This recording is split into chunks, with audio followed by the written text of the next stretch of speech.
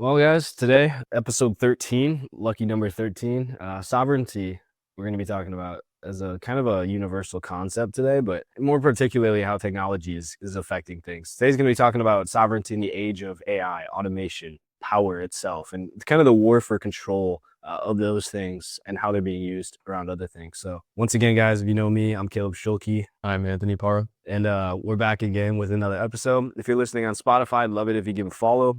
Same with YouTube, Rumble, whatever platform you're on. If you're just watching, tuning into the live itself while it's happening here, then just leave any questions you have. We'll try to get to that afterwards, or we'll just cover that in the description of the video. So I'm going to start out today with just painting a picture. Shanghai, China, traffic, noise, people. A humanoid-looking RoboCop, essentially, steps into the intersection. White armor, LED eyes, mechanical type of posture. It waves like a human, and the cars stop. People pull out their phones. The video goes viral because this is something that just happened. Most people laughed. Some people applauded. What they missed is that a sovereign line was crossed, not in a law, but in perception. So today, again, welcome back to the Ascended Podcast officially. We're going to unpack this subtle but seismic shift happening in the world of automation. And it's no longer just a concept, it's a policy. It's infrastructure, and I would even argue that it's part of our identity now. So in the next 45 minutes, we're not just going to focus on the theory behind it. We're going to build and talk about control and who holds it when AI governs the street, the law, who owns the data, who builds the platform beneath your voice. So let's begin. I want to talk about the robot real quick, and then we'll get into conversation. But what does the robot scene there really mean? Because that you can look it up on TikTok. That's a video. In Shanghai, though, a humanoid robot was directing traffic, public human behavior. It's not just functional, it's psychological. So the symbol says, this is the new authority figure, and it doesn't blink. So meanwhile, Amazon plans to deploy over 1 million, 7 digits, warehouse robots by 2028. Their goal is human parity in fulfillment. So essentially, robots replacing warehouse workers at scale. Obviously, you hear about this shift to move jobs back to the US, but most of you guys aren't thinking about is who's doing the jobs. It's not like bringing the jobs back for people. A lot of times you're seeing things like this happen as well.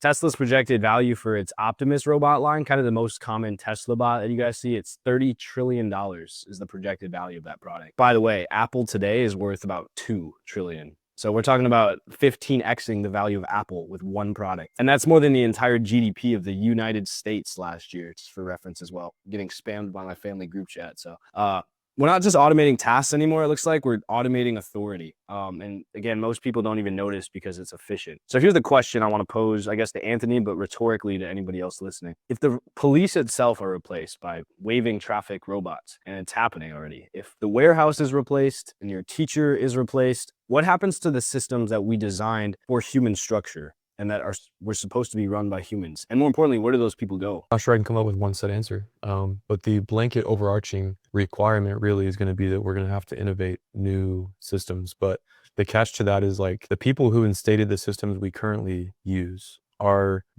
generations down the line, but still the same groups, I feel like, or same types of people, maybe we could say, are renovating the systems for their own use by replacing human labor. So that kind of means that when I say it's going to come down to a point of we need to come up with new systems or like figure out how to best use like the natural human drive to create and to succeed and make things. It's going to fall on us as the people being replaced. It's not going to be handed to us like it was in the past. Like, you know, the Henry Fords that made an assembly line, and then you can just go get a job because Henry Ford needs someone to come put together these pieces.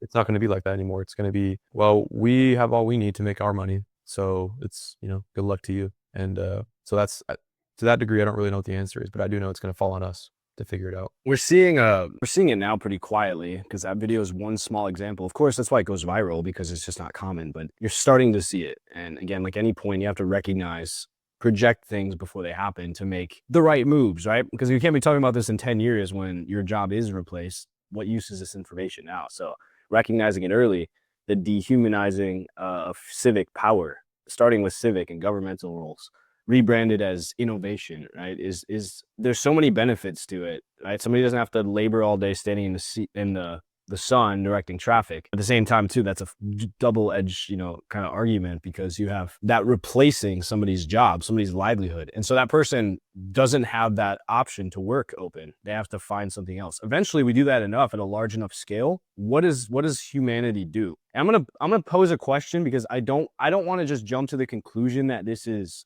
gonna leave everyone homeless. The problem is, when you have a capitalist society, that's gonna happen in the medium term, the messy middle, because a lot of people are gonna lose their jobs to AI.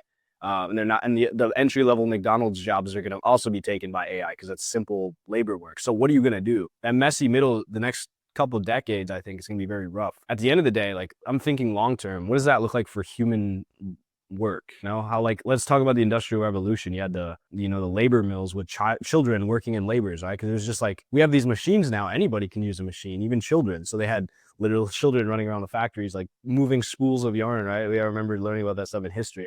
Yep. So it's not that necessarily the machines took people's jobs, they took over the tasks that those people were doing. And then the person's role with that changed. But it also changed the identity of who was interacting with it. Because it's sure, you still have a lot of seamstresses sitting behind the machines managing them, but children are the main, like, that's why we have all these child labor laws, because they were overused in that case, because they could work longer, they had more energy, they could run around faster, they didn't have to be paid as much. But like, the identity of the worker that needed to do that task changed. So like, I see a world where AI is teaching classrooms, and instead of a teacher, you have like an engineer as like a principal looking over the different AI system, and it can be like that instead. So I think it's going to change how, like, all jobs are reclassified. It's not going to necessarily eliminate jobs, just different certification will be required, because it'll just be different positions. I don't think we'll have a guidance counselor anymore or things like that as much. But Yeah, skill sets are going to go less from manual labor and more like, how do I control what this robot does? I think in a lot of cases, obviously, we can't.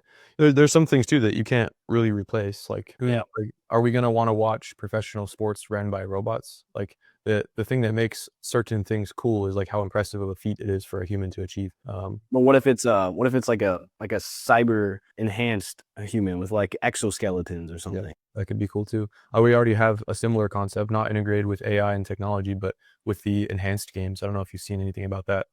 Yeah. Yeah. Yeah, I think that's a really cool concept, and I think a lot of people are gonna watch it and it'll take off. But we might see similar things to that with AI integration. I don't know, or robots at least. I kind of want to go on the tangent real quick, because this is our podcast. We can do whatever we want. Like, what do you like the enhanced game? How do you think that changes like a young athlete's perspective of making it to the league, if that always has that option available to them? Someone who, I don't know, I won't claim to like be in the fitness industry. I'm trying to get into the fitness industry. A well-known concept that I think is misconstrued by the average person is that steroids are like the key. They just give you, it's like a magical juice you drink and then, or inject rather, and then you just become some sort of, superstar and superhero. You know a lot about this, don't you? The truth is, like, you can inject it, but if you don't work the same, like, it doesn't just give you the ability to do things without you putting in the same or really more effort than it would normally take naturally. The difference is you're recovering better and bigger and stronger, and you're just upping the capacity by which your body has to rebuild itself back bigger, stronger, faster, leaner, whatever it is, depending on the compound you're taking. But so when you ask me, like, how does that affect the upcoming generation's ideologies about what does this mean for how I think about what I'm capable of achieving? I think they'll obviously, you're going to see a lot better performance from someone who's enhanced, and it might take away a little bit from the viewers of normal, because it's like, well, if the whole point of watching normal was to see an insane strength or an insane feat of human strength or speed or whatever it is, agility, and then these guys are doing it better, like, people might naturally start to kind of flow into watching that originally.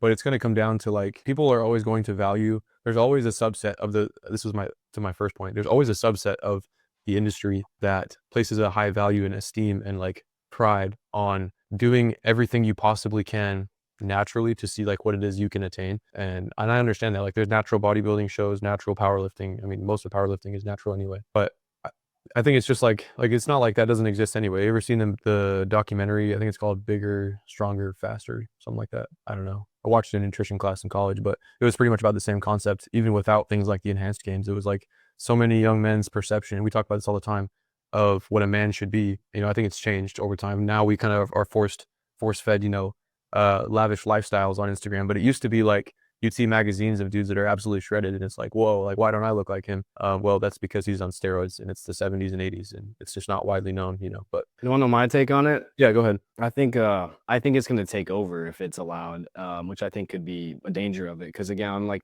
it gets into the argument, right? Of like, why would you watch Formula 2 if Formula 1 has faster cars? Like, why would you watch the WNBA if everybody's dunking in the NBA? Like, it's more exhilarating to participate in that spectacle of being a spectator of that sport.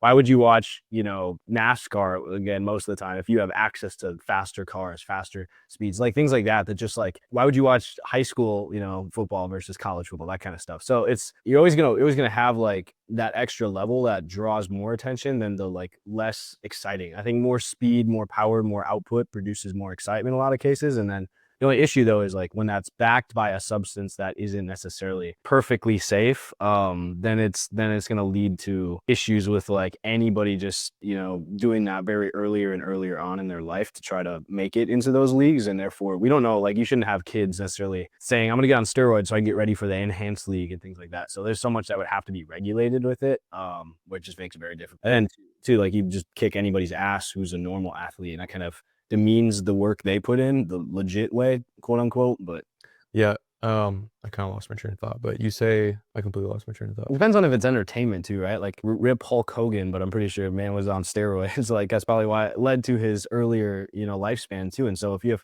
kids that are doing this from an earlier period, right, they're probably going to see shorter lifespans, things that they're not even like fully aware of. Like adults, right? You started at a certain age, like you can regulate that. Professional sports, you're testing them. Then it's kind of like, if your knees go out, that's because that's just how your body is and stuff. So that's kind of an argument that could go either way too, right? Because you're like, well, football isn't good for me, but I'm still doing it. So like, why wouldn't I just do steroids while I'm at it? So like, I don't know. There's always gonna be that side to it too, but Yeah, I figured you reminded me of what I was going to say, and it's that you actually already see this a ton, like in certain subsets of fitness industry and sports, and like this has always been a problem. But as of, I think social media has only made it worse. But people are now seeing these insane physiques and assuming that that's like normal, or at least should be attainable by you, because why not you, right? That's kind of the message that gets put out by any influencer really in any realm, is like, why not you? It could be you.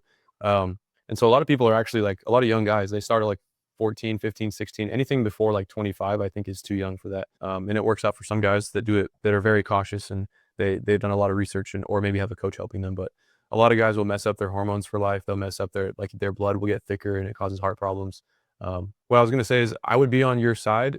I am on your side, but I think one caveat is that in order for everyone to break, what you said was a problem, which is like, it can't be a complete transfer while there's still that risk of detrimenting your health in the future. But I think we're getting closer, and I think that it's been studied for so long that eventually, like, there's going to be compounds you can take that aren't even going to be for like sporting. It's going to be like you see the rise in like GLP-1 for like fat loss. It's like you don't even have to like work out anymore. You can just inject this thing that makes you less hungry, and all of a sudden in 3 months you lost 100 pounds. So I think it might become something that's honestly just commonplace in the future. Because why wouldn't you as a man, like? But that same substance though, like has been shown that when you stop taking it, like all those dependencies come back and your brain isn't like conditioned to control them. So it's like it's still side effects, but sure it has benefits, but it's like everything too, then you could argue to your point, everything has consequence. You play football, you're gonna fuck up your knees. Like that's just a fact. So like at what risk do you say like you can do this, but you got to live with the consequences? And it's kind of like I told you, you still wanted to join the league. The issue is though, I think when you promote that is like, oh shit, this guy made it to the enhanced leagues. Like I want to do that someday. Like to these kids that are like, well, fuck, the only way I have to do it is by being enhanced, and like I know that's gonna fuck up my body. But also you could say too, like I know going NFL is gonna fuck up my body too. So like I don't know. I think it's just because of the enhancement itself. It's just a hard thing too. You could have like the cocaine boxing games too. It'd be like the same thing, but it's like, well, shit, you'd be more fun to watch, but you got like, how many people are going to take cocaine to do it? There's probably crazy enough people to do it, and it would be the most exciting thing to watch. But are you responsible for like the person's health getting fucked up by, encouraging that as like the path to stardom if nobody else has another way to achieve that for themselves? It's a hard thing to like put, I don't know, ethics behind. I would agree. I think that also like eventually there will be compounds you can take that side effects are pretty much gone. Like that's been the goal of just the pharmaceutical industry in general since its inception, is like, we found this thing that does this, and it's like you take it and then somebody dies the next day. It's like, well, I guess that didn't work. So you got to experiment and make new things. But I think over time, we'll see ways that people can become enhanced just for everyday use and just for what will be marketed as like standard health that you should just be doing. I think you would like the safer way that you would see first would be like Call of Duty Advanced Warfare. You have like exoskeletons, or like there's like prosthetics to make your ACL you go faster, basically. So you could run faster and things like that. So you could sprint faster, you could jump higher, things like that, which could be used in football and things like that, and it could make the game exciting. Well, not necessarily being something going into your body, just something on top, kind of like a shoulder pads or something like that. So I think it might start there, and then maybe we're looking at the problem the wrong way. And I think eventually maybe you'll get to like that. What's the movie called? Real Steel, where you just have like robots basically, or humanoid robots, or just in general having robots like fight each other and do shit, and then it'll be more of like who controls the player rather than who is the player. Or how expensive your player was. Yeah, you already see that with that. What's that one TV show like Robot Wars or whatever, where they like fight each other in the arena. They have like the blades and stuff, like the big hammer. Yeah, it's like I think it's called Robot Bot Wars or something like that, or Battle Bots. It's called Battle Bots. But I think it maybe would just evolve or something like that. But I want to get like let's transition back to our topics here, because getting into AI itself and just anything robotic. China is again, this stuff happened in China, but the video, China's calling for a global governance framework for AI, which again inherently is not good or bad. I don't think there's any judgment behind it, because obviously it's just saying we need to regulate this. The US is racing to keep regulation off the table though, so its firms can stay ahead. This isn't about good or evil in my opinion. It's about ideological sovereignty. Did I say that right? Ideological. It's about sovereignty. China sees AI as something to control, to shape and to integrate into their national power. And the West and the US sees AI as kind of like a market fuel, because we're more capitalist, to unleash and to dominate through scale to make more money with. So the war isn't kinetic, it's algorithmic.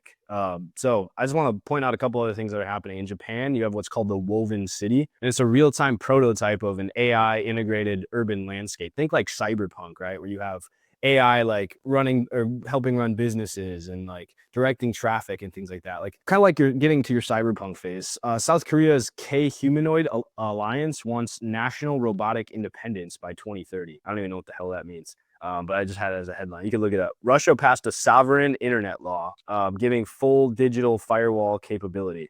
So you have all these countries doing these things. It's just the future is being divided right now, not by borders, but by behavioral infrastructure. So it's like the whole world, right, got ChatGPT dropped. I'd say it was the first one that we at least knew about. There's probably other shit going on behind the scenes, but ChatGPT was the first public facing AI. And then the world gets dumped, right? Because the internet's connected globally. In half an hour, ChatGPT got found out about in China, right? Or whatever. And then they started using it. So it's like we all got handed the problem.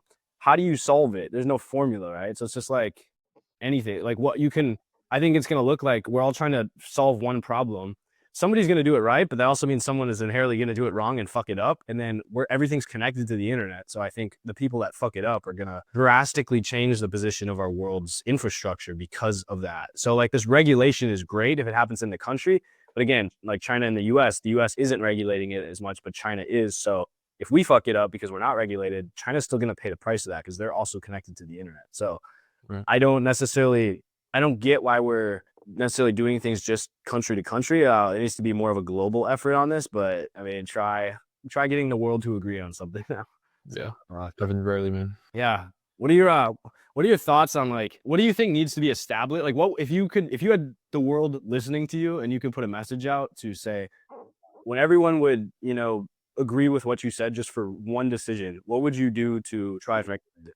To regulate the use of AI? Yeah, if everyone would listen to you and agree on one thing, like what would you set up to make that the case? That's kind of what we're trying to do in the country, but what ideas? I don't know. I think it's interesting to see the ideas of how other countries are using it. You made the comparison to like China's using it for control, US is using it as a market, like it's marketizing it, making money. Japan's using it to like run their cities better and things like that. So I don't know.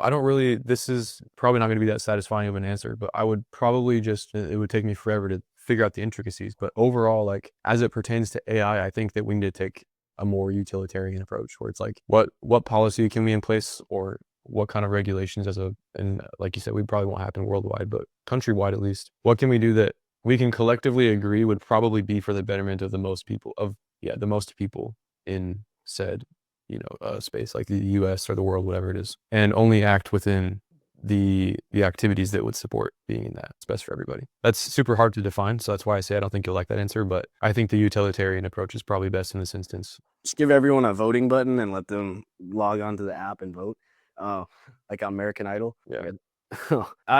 I want to make this point now because this is very interesting, and this isn't, I guess, what I'm about to talk about, but side point here too. And I don't want to word this. We have done this a lot in history. We've done this with the printing press. We've done this with the firearm. We've done this with the. I'm trying to think of other the steam locomotives. We've done this with the again, like industrial revolution, garment manufacturing, like machines, things like that. The automotive. We're like, this is going to change human history dramatically. And every invention, we don't know if it's going to be the one. I will tell you that this one is by far will have the most impact. Maybe not as much as the internet, because the internet kind of had to lead to this, but everything kind of leads to each other.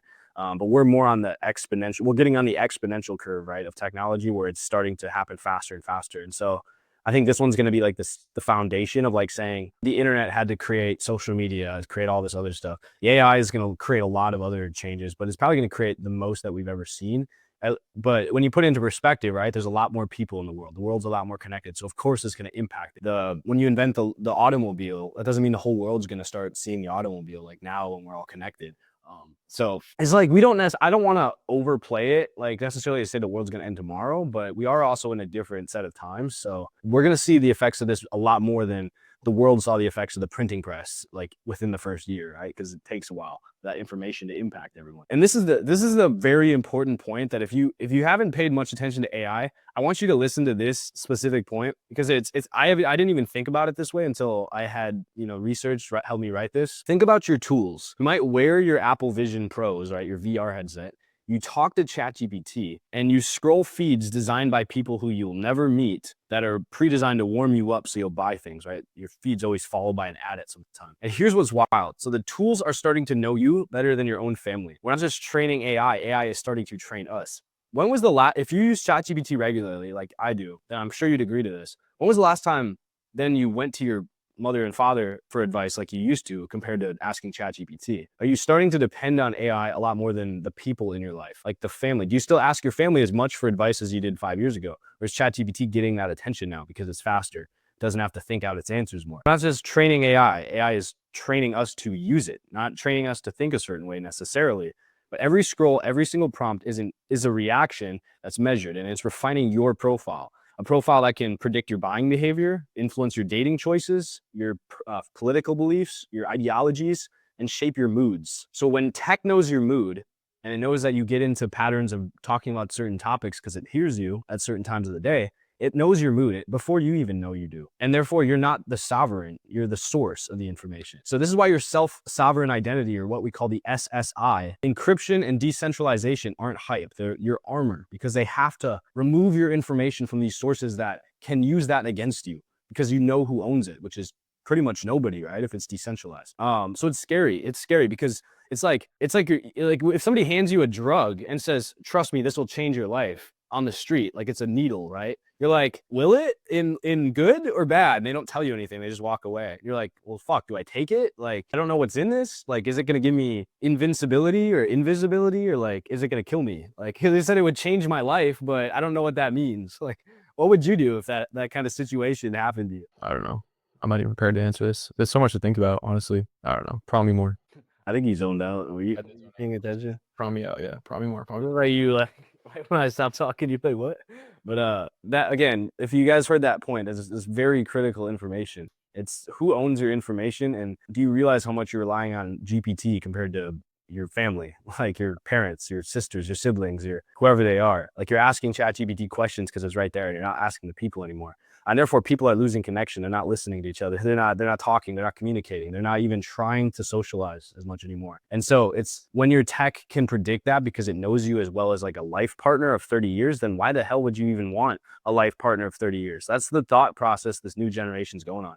And so, again, the question was like, if somebody comes up to you on a street and hands you a drug, we don't necessarily know the effects. If they just say your life will change if you take this, like a red pill, you take it because like that's all they tell you, right? They just like, here's AI, use it. Okay, like, is it gonna kill me if I use it? What's it gonna do? But they don't tell you that. That's basically where we're at with AI. What is like your natural response? I think most of us are curious, right? That drives the charge. So Yeah, I mean, it depends on context. Like some random dude brings me something in the middle of the street, I'm probably ignoring him. But I think that you kind of are playing on your own point from earlier too, where it's like to ensure that people don't have to make that decision readily. It's more like they're subtly making it easier to use. If that makes sense. So it's like you said, it's becoming unintentionally you are choosing to take or swallow the pill as a metaphor. But and they're doing a good job of making sure you don't really realize it. And now that you're bringing it up, it always happens when we have our podcast, but it kind of makes me think through for myself instead of just trying to talk for the audience. But to answer the questions myself too, like I do the same thing. My chat GPT knows everything about me. It knows what I do. I don't even have to tell it anything. Like I don't really have to, my prompting requirements are so much lower now because I can just say, hey, remember what we talked about yesterday? Like, what do you think about this now that I found this info out? And it's like, oh yeah, based on our conversation about XYZ and that you are and it tells me exactly what my career field is and, things I'm working on and project titles. It's kind of wild, but initial reaction to answer your question is restraint, but what there's I want to challenge, because I know you're married, right? So like let's say you didn't meet your wife yet and you were doing what you were doing every day with ChatGPT, and then like you start talking to your wife but not your wife yet. Do you think you would still like tell her the information and like get as deep as you would in those early days of talking to her as you would now? Like I know this is a safe space you can answer, but like just hypothetically, right? Because like I'm trying to paint the picture for people that are no wonder loneliness, no wonder like it's so hard to socialize and date now. Cause like you're like, why would I spend the time back briefing everybody on things about me when GPT knows that it's never gonna forget it? Like it has that memory forever. So why would I start over with like another partner, right?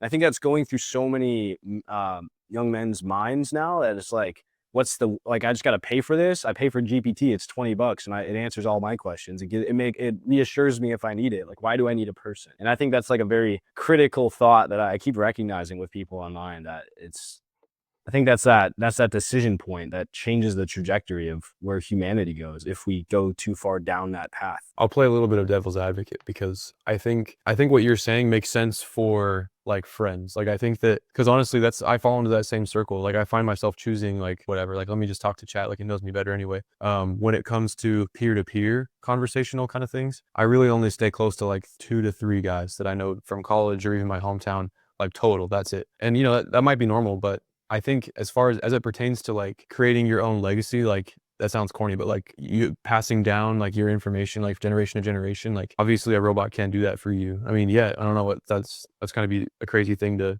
explore in the future. But if you want to like mean anything to anybody once you die, you kind of have to branch out from AI as it stands right now. Like you can't, sure, there might be like pictures or images of you shared at your funeral, but who's going to the funeral if you never talk to anybody? And also, I do think that there's an aspect of like you mentioned my wife, but there's something that my wife gives me, like as it pertains to my soul feeling fulfilled, that I don't think a robot. I mean, I never experienced a robot coming close to giving me.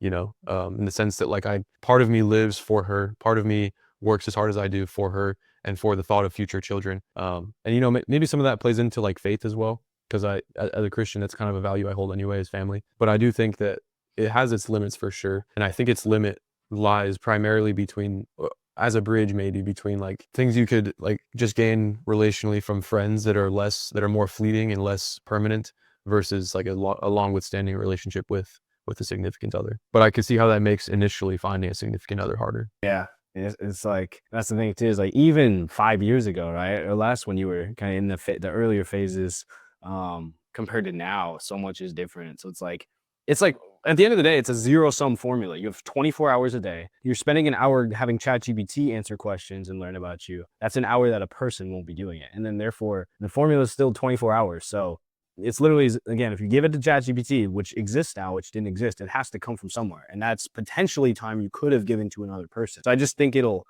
isolate people more. It'll make people smarter. It gives you access to more information, but then at what cost, right? So again, you're being handed the syringe. It will change your life, but you're going to trade in things for that. You just don't know what those are until we start using it. And I think that's kind of how every technology has evolved. And all we can do as a humanity is figure out how to adjust to it. That's what we're really good at, is adapting. I'll make one point real quick. What's been important for me in like my process of exploration of technology, AI, but even more than that, just ideas of like what I'm capable of achieving in business endeavors, in like growing my education. It's been more difficult of a balance than I had ever imagined to not forget about what I already have going on. Like I'll find that at the end of my week, like my house is trashed because I brought up food every single night when I go work in my computer for 4 hours and I just leave it here. Or, I don't put away my clothes at night because I didn't have time because I spent all of my time on my computer. Like I give so much of my time to this, that sometimes I forget I actually have a life to live. It's not just, you don't have to give 100% of the life you have right now into building the future life or understanding or exploring or using. Like it's been hard for me to realize, like, you don't want to simultaneously waste the life you are living today because it might not be as long as you think. So I like asking the words for what, right? Like if I'm like, well, I gotta get this done, like for what? So I can make more money. For what? So I can relax and do what I want. Okay, I can do that right now. It's like the fisherman parable, right? Like I can fish right now. Why do I need to be rich and own a fishing company if I'm fishing right now and happy? Like, so it's like strive for more. That's, I think, the one thing China's got us beat on, right? Is like we're way too capitalist to a point where it's like survival of the fittest. And like if you're not constantly trying to make money or in the hustle culture and embedded in that as a young man, then it's like you're doing something wrong. Your life is thrown off course. But like, what are you doing it for? You're trying to make money, okay, but what do you do with the money? Like, because eventually it's either start a family or you like ideally make the world a better place. And so you can do both of those while you're making more money, and it also makes the journey more fun. So it's like you got to get to that deep core root. Otherwise, the motivator, it can't just be money. But it certainly does help you make that impact and achieve both of those other things. It just depends on when you want to kind of cash in. And some people, if you have the right person, it's not even like that because you're growing at the same time. And again, that's kind of the end goal, right? You don't need to get the money or the stuff first to make an impact or to find the perfect partner. You find somebody that like has the same motivations, and you find a group of people that can change the world with you, and then you do both at the same time. And then you can kind of enjoy the whole I enjoy the process right now, like being on the podcast here, because I think we're changing the world. It's just we don't have a lot of listeners yet, but people will be listening very soon someday. And so I'm enjoying it right now because I know like this will be fun in 5 years to come back and be like, shit, episode 13. We're on episode 400 now. It's like, yeah, that'd be wild to look back. so I want to shift the lens inward. Sovereignty, we talked about it in the government's, the country's standpoint. It's not just for governments, it's personal. And I make this point a lot. So in AI's world, you don't beat a machine by working harder. I talked about that on a short form, right? I think it was Derrick Henry, I believe his name was. Raced the machine to like mine, and the machine beat his ass, but he technically beat it. Yeah, but then he collapsed under his own weight and had a heart attack and died afterward, just to prove that a human could beat a machine back then. And now it's like, if you want to beat a machine, you will work yourself to death, and you probably still won't even keep up. But so we can't beat it by working harder anymore. You just have to beat it with precision, because it still can't do what a human can do. So modern personal development isn't just waking up at 5 a.m., hitting the gym harder, grinding 16 hours a day. That alone isn't going to make it when AI can do that and never have to sleep. That's just stimulation. You need to own the platform. It comes from control. And so control isn't always a bad thing, right? Because control over your diet, control over your fitness routine, like those are all positive traits. So owning the platform you speak on, not being censored. That's why we're on Rumble. If I can say whatever the F I want, I know I'm not going to get censored. You own the distribution of your content. You decide when you post, and you decide what goes in that video too. You earn through systems and not schedule. So I could get banned on Twitter tomorrow, but I have 5 more platforms earning money and views and attention for me. So it's not, men who win now aren't going to be the louder ones. The alphas aren't going to be the players in the way forward. It's going to be those like kind of more humble, reserved men, I guess the Sigma men, right? That are just working in the silence and build the systems that do the work, right? So that's why I think both of our time, we're working on that app right now, but it's like all this effort, right? You could do it yourself, or you could build a system that does what you do and does it with insane leverage. That's how you make money now. So everything's coded now. At the end of the day, everything's just a bunch of ones and zeros. We've just added one more layer. It used to be like the internet, right? Like you had Wix. I don't even to go that far. I just say you used to have a browser that you could like click in a search bar, Internet Explorer, and type in. But at the end of the day, that was just a bunch of code that represented the binary code underneath, which is just a huge stack of ones and zeros that humans can't read. So they build a computer code, C# to structure the ones and zeros. And then we added like more advanced Web 2 platforms like say Wix, right? Where you can like drag and drop on the website. But all those drag and drop features are just wiring the basic features, which are still a bunch of ones and zeros. Now we have AI do that for you, and AI is also a bunch of ones and zeros. So we have this mountain of binary code, but it's all still the same thing underneath. We're just adding like layers of efficiency on top. Think of it like that, right? So it's just like personal development. You start by waking up early, and then you do that, and you fix your diet, and then you fix your skincare, and then you fix your your hair, here's your facial features, you start mewing, whatever it is, and then you kind of add to that. But it's all based by that human mindset of like, it's not just a quick fix. You just stack layers on top of each other and eventually you make some pretty cool shit. So Yeah, the key is leverage. You said that earlier too. At least in our space, and what's circling back to one of the earlier points is how do you try and avoid, you know, ending up getting left in the dust, forgotten, or without a job. And when I say it's going to come down to us to figure that out. That's one of the ways, at least, is leveraging the tool instead of just letting it pass you by and not learning anything about it, not understanding enough about how the world works for you to realize this is more than just this isn't going to go anywhere, really. It's just going to become part of our lives more than it already is. So learning how to use it, but then also when I say learning how to use it, it's more like how to leverage what it's capable of doing for your gain, not just for somebody else's, you know? I love that. So you have two outcomes. One is AI is going to adapt. It's going to kill everybody. It's going to launch all the nukes and we're all going to die. You can't change that if that happens. So if you stay stuck in that perspective, it's likely to happen. It could happen. There's a chance of it happening. It's probably more than you would like to hope it would be, but there's nothing that's in your control there. What is in your control is the other outcome of AI works alongside human. It enhances our ability. And just like every other technology, when the automobile was invented, I didn't jump on a horse to deliver the newspaper. I got in the car. Like I got on a bike, whatever it is, motorbike. The people that survive are going to be the ones that think, like he said, ask questions about like, how do I use this? It's not that your job is going to be replaced. It's just that there's going to be a different type of position. Like we talked about the school thing, right? So the best question you can ask is like, how do I learn from this? And how do I take something out of it to be adaptable? Adaptability is your only, like, that's a human thing that makes us fucking amazing, because we've survived plagues and like wars and global famines and stuff because we can adapt and we can eat, ketchup if we need to survive, like during the Great Depression. So it's like, we got to figure out how to do this right now. It's not going to be easy. It's not just going to be smooth sailing. We created some really easy times, which made us really soft people. And we're going to go through some probably hard times figuring this stuff out, but you will survive if you're adaptable. And Anthony, I know that's like a perfect tie-in to say, like, get in shape, be a strong mind, be a strong character. You can couple on there, but like, just, you got to figure out those stuff now before it gets hard. Otherwise you're going to really be hurting. Yeah. It's funny you mentioned getting in shape. That's usually the first step I would advise anybody to take, is if you're in a place where you're lost, you don't know what to do with yourself, you feel disgusted, look at bro, he's huge. You feel like you should be achieving more than you do, and so you're going to buy all these courses and it's just going to be wasting your money. Like, just start by like taking care of something you 100% can control and see the results of fairly quick. Like, and that's fitness, in my opinion. Like, just go try and yeah, Andrew Tate said something like that one time. He was like, some fan emailed him and was like, oh, I'm depressed, I think I'm gonna kill myself. And he was like, his response was, go get a 6-pack and then come back, and if you still want to kill yourself, then we'll talk. And he like did, and he came back like 3 or 4 months later and was like, yo, I feel great, I'm in the best shape of my life, thanks so much, and like went on with his life. It's like, yeah, he's not fucking wrong. yeah.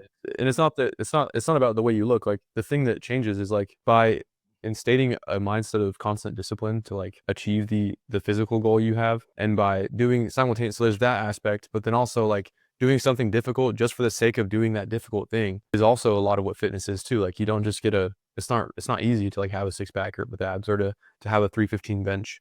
It's a lot of grueling days in the gym, it's a lot of daily decision making on what you eat and how you sleep and stuff. So for those 2 reasons, like, that's honestly one of the best things, if not the best thing, I think I would recommend anybody do to just start. Is like, you don't have to be making 6 figures, just try and get in shape, and then from there use what you've learned and apply it to something else and expand your horizons. I mean, the times are going to craft the type of people, right? Like, times are really easy, we're going to get soft, and therefore it's going to F things up, and we're going to have to get hard again. Like, so, what tells me we're in the easy phase of the cycle is, I just saw what you did there. What tells me we're in the easy phase of the cycle is that people that are naturally hard are getting called out as like, why are you being so aggressive? Why are you being so controlling? Why are you being so masculine? Like, why are you holding these values?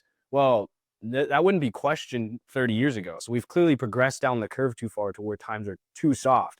And what that tells me is like, what not to do is to conform to that, but it's to stay hard, because if you wait it out, we're probably on the way back down now. You're seeing Andrew Tate, you're seeing all these other hustle culture things that like, we're starting to progress. The economy is getting fucking hard. Survival's getting hard. Food prices are going up. Food's turning into shit. Like, times are going to get really hard. AI's taking jobs. We're progressing back down the other way. It's a natural flow and rhythm of life. It's harmony. And so yin yang, if we're going to have this phase, it doesn't mean like life is shit. I don't really think of it that way. I just mean that we're going back the other way on the curve. Eventually it's going to get really hard. Probably in 20 years, we're going to have to go through a shitty early adulthood, but eventually we'll create the conditions that'll make the rest of our lives very easy sailing. So like, we're going to go through this hard chapter for the next 20 years. Don't get me wrong. But out of that is going to come a piece that will last the rest of our lives, our kids, early adult years and things like that. It'll be the same thing over and over again and stuff like that. So you just need to understand that now, if it's really easy and people are telling you shouldn't be hard, you should conform to that, you're working against the trend, because the trend is getting harder and you're getting softer. That's not going to be a formula that works out. So stay hard, as David Goggins says, even when it looks like it's unnecessary, because I'm telling you, times will catch up very quickly. They're already starting to. And when that happens, you'll be adaptable, you'll be strong-minded, strong-willed, and you'll be able to make moves that they simply can't, because they're still stuck in la land. So again, it is very Darwinism, right, mindset, but that's how you like stay ahead. You think about what's coming next, and it's really, anybody can do this. They just have to be able to critically think about the future. And that's why we're doing this on a podcast. If I really wanted to outcompete you guys, I wouldn't have Anthony on. I wouldn't be talking to anybody. I'd just be making moves that align with that and telling everybody else otherwise. But we want to help you guys. That's why I'm not here to like mislead people. I'd rather we give them the fucking hard truth, Anthony, than like. Yeah, I don't think it's talked about enough. And I think that's on purpose too. I think that to a degree, like the people, well, not really the people, but the institutions that profit off of us being as docile as we are, I think it's purposely targeted in society, where it's like you said earlier, like people who are unnecessarily aggressive. Like, why would that be unnecessary? Like, what's the harm in doing that? If it means that you're a higher achiever and that you're going to accomplish more because of the drive you have. So In Sparta, that used to like get you selected to be in the force, the elite force. Now it's like, well, shit, the only option I have is going into the military, because they're the only people that still tolerate hard. But now you're seeing even the military, so I like kind of it was getting soft for a while. Now we're making things hard again, and everything flows like that, guys. It's just it's not about saying whether things are good or bad, because you're gonna understand that regardless of your opinion, it's either gonna get harder or it's gonna get easier. Nothing ever is like atoms never stay in one place. They're all over the place. So the universe, the macro scale, is always going to be ebbing and flowing. So you can't, when you try to keep something to remain in one spot forever, that's impossible, because the Earth's spinning, you're spinning. Like, so I'm talking about this literally, but also using it as an analogy, right? So when you try to keep the way the world works captured in one time forever, there's things you can take away from that, but you also have to understand that the formula is changing, right? You can go back to traditional values, but you also don't have the internet, social media. So that's going to like come into the equation now. So it's just going to change what those values look like. The value itself isn't something you get rid of. It's just what that looks like, and how traditionality and how respectful relationships happen now changes because we have this new variable. So when it goes back to that hard standard, like it will, I think you'll see a traditional value shift back to like the nuclear family and like the stable relationship, the less kind of promiscuity that you see online now. And so, but how that looks is different, right? Because you have social media. So they're still going to be posting pictures on social media. You're still going to be doing stuff. Like, it's just going to change what respectable relationships are and things like that. You see that every time. I mean, what is that? It's 30 years out. Do you think social media is even going to be a thing? Or do you think it'll just be like, you just have a brain chip in and you'll be like, oh shit, I can like tap into Anthony's feed and see what he's doing right now? Probably not. we don't want that capability. I'll just tell you that much.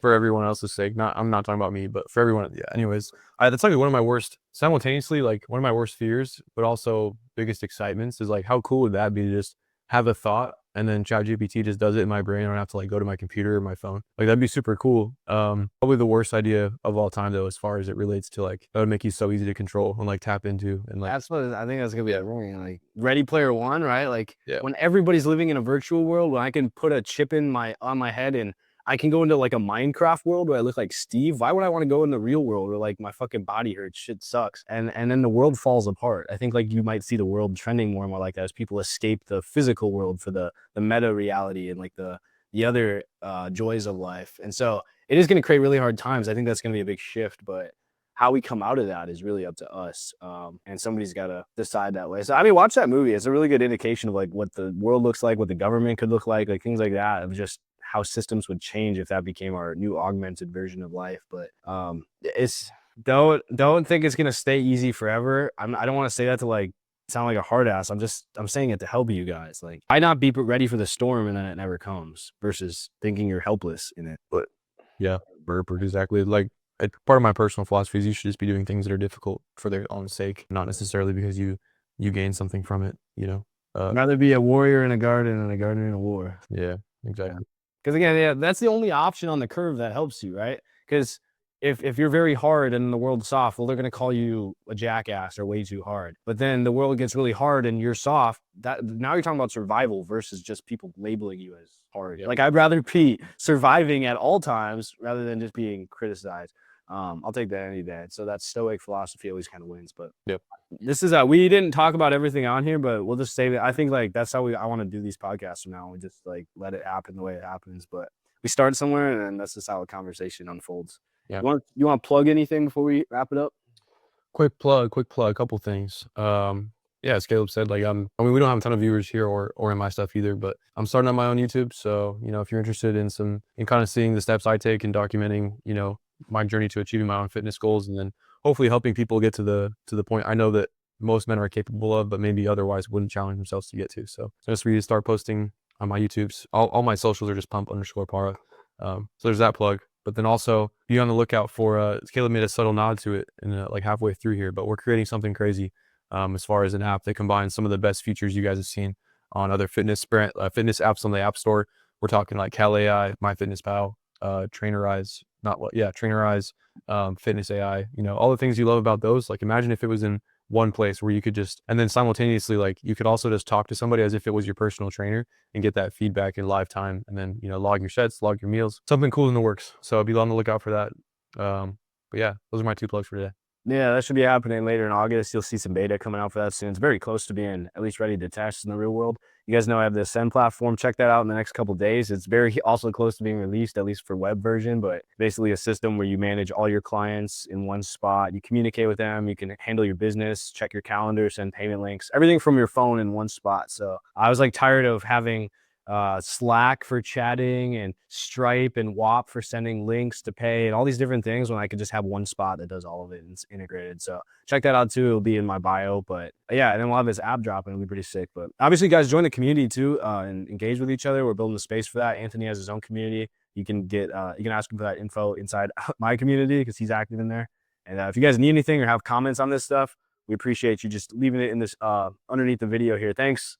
I can't even read everybody. Ashley, Maya, Grace, Joey, Lukey, Ryan, Santos, Wyatt, all these people that just tuned in. They're just on Instagram, Rumble. You guys are growing that stuff too. I'm actually finally getting notifications of like people are starting to follow me regularly on Rumble. It's been like a month now, but it's cool. And you can get monetized really quick on Rumble. So check that out, you guys, if you want to start posting. But that's my final plug. I want to say, you don't need to escape the system finally. That's not the way out. You can't just run forever. We have to outbuild it when it gets hard. We have to be the ones that step up when it gets hard because it's starting to, and prevent that. This isn't entertainment, what we said tonight. I want to make sure that this is orientation. Sure, laugh at some of the points we made, but deep down, I want you to internalize it and understand that most people will scroll past it.